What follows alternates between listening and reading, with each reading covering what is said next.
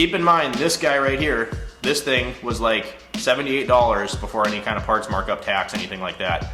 This gasket right here, this little O-ring, was dollars. Man, I really gotta organize this cubby cabinet, whatever soon, but it all makes sense to me, so that's what counts, right?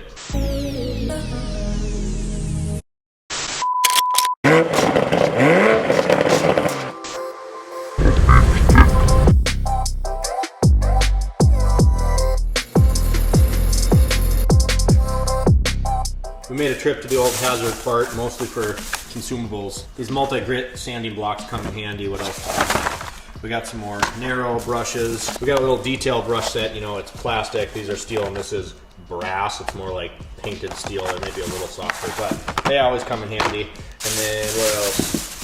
Oh yeah, this guy, just because it was $6, I picked up this Doyle little mini bolt cutter. Oddly enough, I do end up cutting stuff with my full-size bolt cutter a lot, and most of the time it's tiny little stuff, so for $6, I just want an excuse to buy it.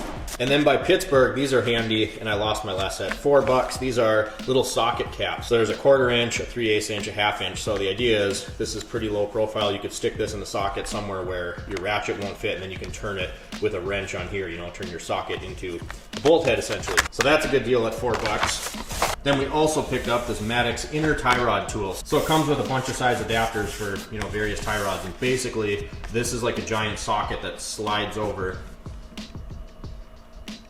Anyway, this thing is like a giant socket, slides over the tie rod. You put this guy in there, and then you can bust them loose. So a lot of times, like the inner tie rod I did last week, ironically, when you max out the steering to try to push that out so you can get like crescent wrench, big wrench on there to loosen it up, it's in the way of the subframe, so this eliminates that. Maddox makes pretty good stuff. There's only a 90-day warranty on these tools, unfortunately. But for the amount of time that you do this, you know, inner tie rods, it's not like you're doing it every single day. These kits have served me pretty well. I'm pretty happy with the Maddox line. Well, hello, Samantha. See, it's not so bad when you lay on your blanket. You guys can see her other side right now. She laid right in the dirt. Was not a fan of the blanket because she thought I was going to put her in the crate. Put her in the crate, we go for test drives, stuff like that. But we're not doing that today, girl. It's Saturday. We're just here chilling. Yeah, you're a good girl. Good girl. All right, guys, welcome back for another discussion video. It's been a while since we've sat down and just had a conversation. If you're new to the channel, we do these types of videos. We talk about things going on in the industry, things going on in our shop specifically, our personal projects like the drift car, the Mountaineer, all that kind of good stuff. Tool reviews, tool talks. If any of that stuff sounds good to you, feel free to stick around, subscribe, like the video, that kind of thing. If you guys have been on the channel before, you know a lot of times these discussion topics often include where the automotive industry is going. And it's kind of going all over the place, and it's happening really fast. And a lot of times, you guys, I feel like a Debbie Downer when I talk about, you know, points of diminishing return. We're talking about fuel economy, all the new technology, EVs, that kind of stuff. If you've been around the channel, you know that I firmly believe we're getting to this point where stuff is overly complicated. You know, what is the point of some of this stuff? And I had a few examples today. Example I had today, pretty common thing that we're seeing in the industry is this right here. You can see this is a brake pad, and it's got this wire on it. Now, the Europeans have been doing this for years. You get this little pad sensor, and what happens is when the brake pad gets to the end of its life, it rubs through the end of this, the metal makes contact with the rotor, and it notifies you on your car via your dash, your screen display, your radio display, whatever, and it tells you that you need brake pads. So this is an electronic brake pad sensor. We're starting to see this stuff more and more in the American brands as well, which is what I wanted to talk about here. So this was actually on a 2023 GMC Sierra. Beautiful truck, loaded truck, super nice. Literally came in for brakes and rotors, and the first thing, which is kind of obvious, anytime you do stuff like that, you're adding this electronic sensor. Brake pads are more expensive. Awesome, everything's getting more expensive, so why wouldn't that, right? But here's the deal. A lot of the new cars have electronic parking brakes in the rear, so when you're doing a brake job, the rear of the vehicle, you take your scan tool, you get in there, you disengage the parking brake. Some of them you can do it without a scan tool. You disengage it to get that piston to release so that you can get the brakes and the pads and the rotor, all that good stuff replaced, right? I did a quick search when we got this one in because a lot of this stuff is getting really silly. And it's recommended that even if you're doing the front brakes, which we were, that you put the car into brake service mode so that the vehicle knows what you're doing, right? So no big deal, put it in brake service mode, get it on the lift, get it in the air, change the brake pads, change the rotors, do all that good stuff. I get in the truck and the dash lights up, and in the center display it says, new pads detected, would you like to reset brake pad life? And again, to me, if you guys know me, this is just, to me, it's unnecessary. I changed the brake pads. What's wrong with the little squeaker there? I don't need a module to tell me when the brake is.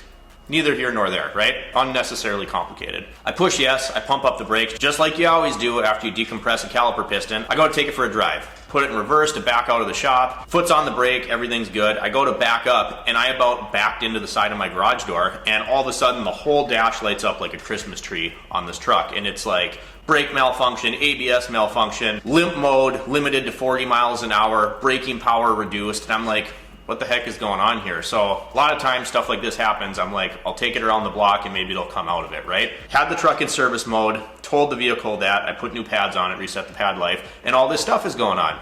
Take it around the block, has no power, I'm like standing on the brakes to get it to work, pull it back in, and I'm annoyed at this point. Plug in the scan tool, system topology map up on the scanner so that I can see everything that's going on. And there's like 13 codes in this thing for StabiliTrak, anti-lock brake malfunction, and then, other stuff like cruise control disengage, limp mode, all these different codes, right? And I'm like, all right, whatever. So clear everything. They refuse to clear at all. Still don't have any brakes. The truck still hates me, looks like a Christmas tree. And I'm like, what is going on here, right? So I go into all the different networks. What I ended up having to do was go individually into every module and clear the codes that way. Once I did that, I cleared them all one at a time. Then it stayed away, took the truck for a test drive. Everything was good. Braking power was restored. I wasn't in limp mode anymore. But it's like, why is this so complicated? How come I can't just change the brakes? And a lot of people, other technicians, mechanics in the industry have commented, especially on my shorts, and they're like, well, you should be happy because all this technology No! Absolutely not. And all this stuff is coming through a touchscreen, you guys. So when these cars are the equivalent of the 90s cars, early 2000s that are still on the road, you're not going to have updates on your scan tool anymore to fix this stuff. This truck also had a remote start, so you could do it through your phone, through an app. What happens when the manufacturer decides they're not going to update that app anymore? Oh, I want to get this fixed, I'll pay for this service. Oh, sorry, no, we don't have it anymore, right? So end rant there, but simple brake job, technology gets incorporated into it and it makes something simple kind of a headache. I still don't know exactly why all those codes were on there. I mean, it just didn't make any sense, but crisis was averted, we got it done, but it was just like, this is just getting ridiculous. I want to change pads, I want to change rotors and move on with my life. I don't want to have to deal with the car being, oh, you changed the brake pads and we know that. Why do I need that? What was wrong with the little squeaker that went on the pad? And then people don't listen to it anyway. The squeaker, people don't listen to that. A lot of people keep driving until, they need a caliper. They blow through the back of the pad, now they're metal on metal. Do you really think people are going to? I mean, we have this on oil change reminders. It's been there for the last 15 years, and people still go over on their oil changes. So adding technology to a brake job, I don't know. I'm not about it. Second thing I wanted to talk about that we dealt with this week was this coolant, let's call it inlet-outlet assembly, off a 1.8 liter Chevy Cruze. So this thing's it's kind of an involved piece. It's got a piece here that a hose goes to the throttle body to supply coolant there. It's got a coolant temp sensor back here. Thermostat's in here. So this is, it's an involved assembly. You look right on the bottom, there's a little retainer clip and there's just a little plastic plug in here with an O-ring. So you could take this out, and my suspicion is that, this thing went on lots of different model cars. And instead of like a threaded insert or something like that, they thought, oh, we'll just put a little wire clip on a plastic guy and that'll be good. So backstory on this, my customer's had this 13 Chevy Cruze for a while and he moved from a different town a few years ago. Shop put this on. It's literally, you guys, 1, 2, 3, 4 bolts, 1, 2, 6 bolts. 6 bolts and a couple hoses, right? Because this is your coolant crossover here. And it was leaking like crazy. This is how I met him. And he went back to the shop and they weren't willing to look at it again for him. They said nothing was wrong.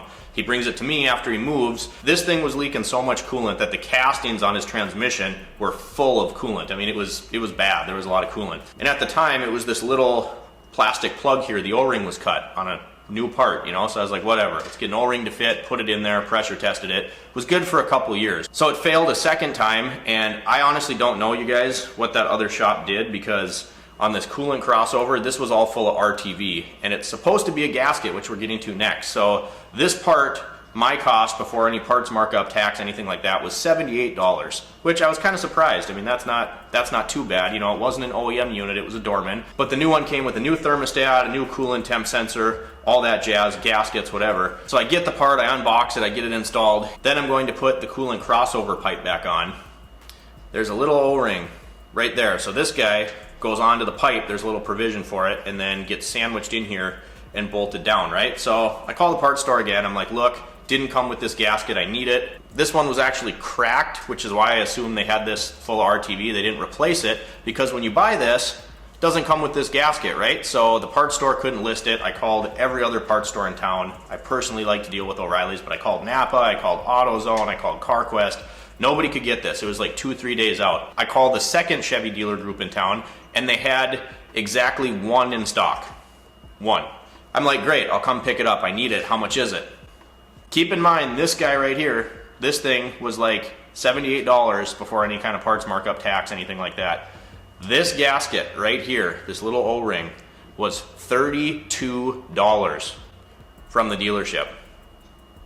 So this O-ring was half the price of this. And you know, this is kind of the cool part. It's like I said, I think that's probably why they gooped this up, which, you know, you're kind of like a detective. You see this stuff as you go, which is absolutely not the right thing to do. But, you know, we need it, and that's a problem. You go to the dealership and they kind of have you by the balls because they know that I need this O-ring. Yes, I have O-rings, and I could have just went to my master kit and tried to find something that would fit. But this one was slightly different. It was kind of flat on one side, had some little nubbies on it that held it in there. I didn't want to risk it leaking.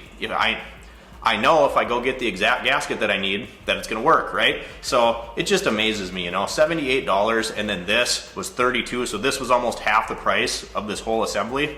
And of course, you know, unfortunately, the customer ends up paying for this thing. And I reached out and told him before I was finished up with the repair, I said, hey dude, just so you know, I gotta put this gasket in here. Obviously he was cool about it, but I showed him in the little GM bag, and I'm just like, this is getting ridiculous. You know, like, one, if this thing comes with all the other gaskets, you obviously have to rebolt up that crossover pipe. Why wouldn't you include this? Great time for the memory card to fill up, so we're finishing this out on the phone. That's what I had for you today. It's been a while since we've sat down and just had a discussion video, and I just wanted to, you know, talk about a few of these things, crazy prices, the way that sometimes I see the industry going, and I think we're getting to a point of diminishing return. We're just, I feel like, adding things at this point that are kind of unnecessary and just going to make repairs more complicated in the future. And I don't think that's something that any of us are a fan of, you know, it's just extra steps. But that's what I had today. So if you guys enjoyed the video, drop me a comment down below, like and subscribe if you have not already. And as always, thanks for watching. We'll see you next time.